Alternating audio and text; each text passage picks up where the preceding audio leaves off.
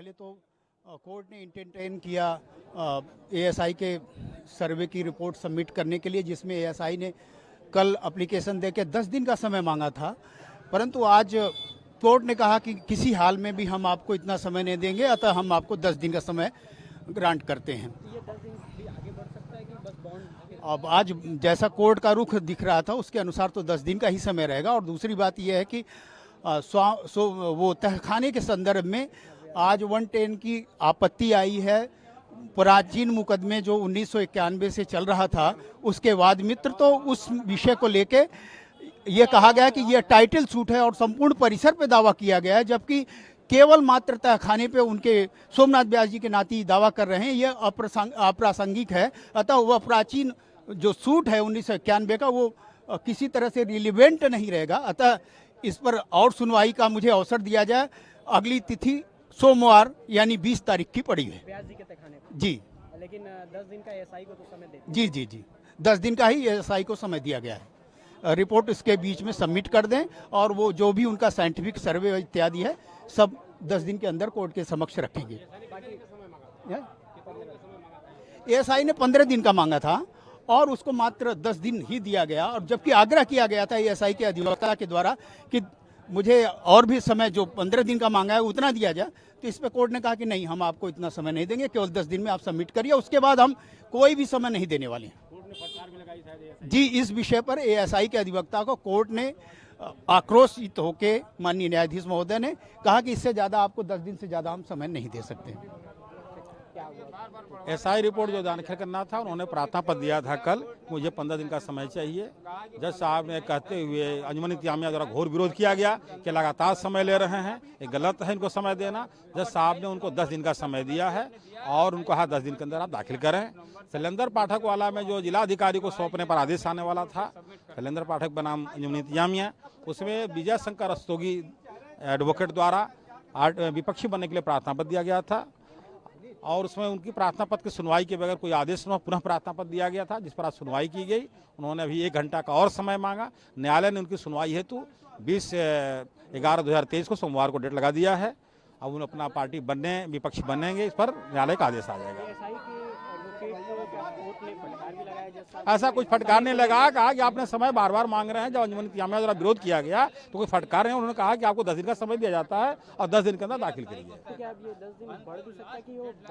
मैं आपसे बता दे रहा हूँ, स्पष्ट बता देना चाहता हूँ आपके मार्गदर्शकों को कि इसमें जो लंबी जांच है, जिसमें जज साहब ने अपने आदेश में कहा है कि वह वहाँ का स्ट्रक्चर, वहाँ की कलाकृतियाँ, वहाँ के उसकी उम्र, उसकी सीमा क्या है, इस सब की जांच विधिवत होकर के रिपोर्ट लगानी है। एएसआई अपनी समझेगी कितना समय उसको चाहिए, कितना वो मांग रही है, कर रही है।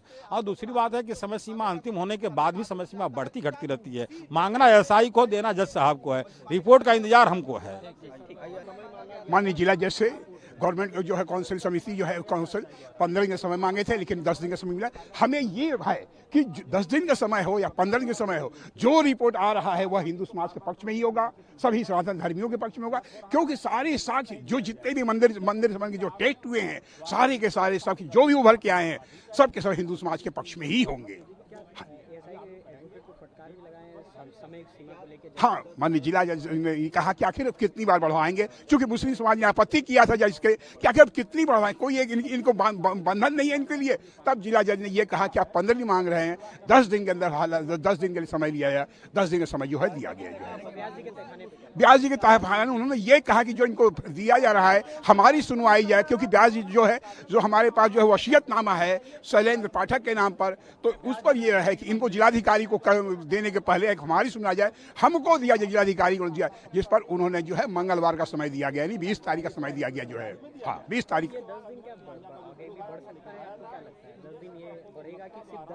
देखिए सर जी, 10 दिन हो या 15 दिन हमें इससे मतलब नहीं, लेकिन यह सत्य है कि जो जांच कमेटी बाहर गई है, जैसा आज दैनिक जागरण में स्पष्ट है, जो गया हुआ है सबके समय लग सकता है।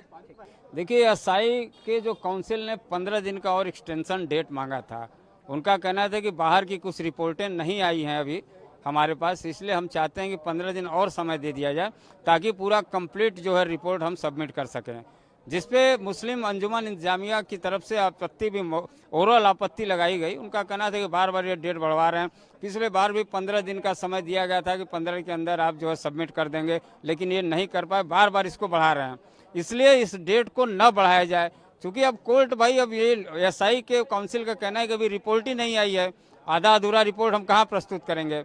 इसलिए आप समय 15 दिन का दीजिए, जिसको देखते हुए सुनते हुए दोनों पक्षों को, और हमारे माननीय जिला कोर्ट ने जो है 15 दिन की जगह 10 दिन का समय दिया है और 28 नवंबर को ये इनको लास्ट डेट दिया है कि 10 दिन के अंदर अंदर 28 नवंबर तक आप इसको सबमिट कर दें, यानी 28 नवंबर को जो है ये इसके अंदर सबमिट हो जाएगा।